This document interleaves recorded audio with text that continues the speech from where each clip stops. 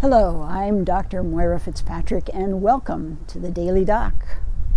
We've recently talked about the importance of whole organic food and that your digestive system is healthy enough to be able to digest those foods so you receive the nutrients that you need.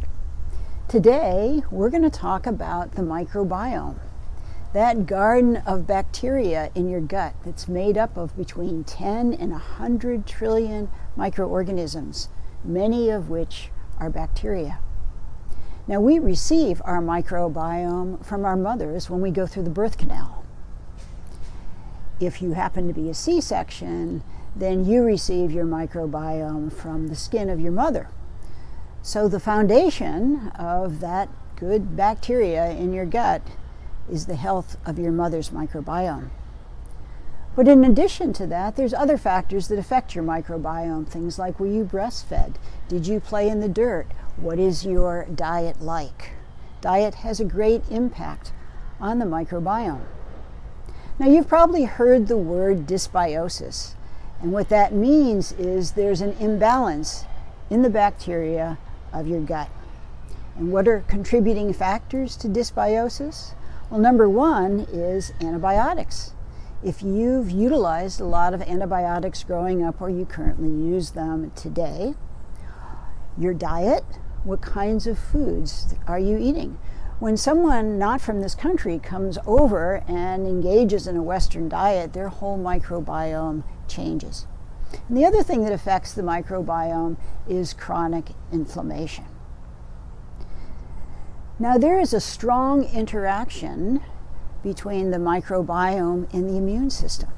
There's a lot of crosstalk going on.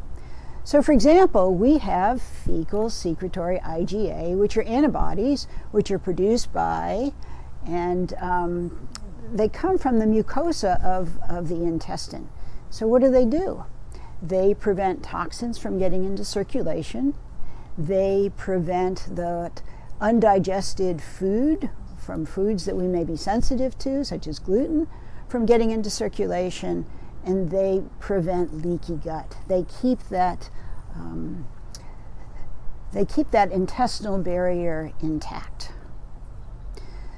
So there's the relationship between the microbiome and the immune system is very strong, and there are pro-inflammatory bacteria, and there are anti-inflammatory bacteria, and there are bacteria that support our blood sugar. There's bacteria that help us lose weight. So the balance of the bacteria in your gut is really important. So what can you do to maintain this balance? Well, one thing that you can do is to eat a diversity of vegetables and fruit, because we want a diversity of bacteria. You can avoid utilizing antibiotics with every cold that comes around and only use antibiotics when it's absolutely essential. Now, one other thing you might consider doing is you want to know what your microbiome looks like, so get it tested. Do you have the diversity of bacteria that you need?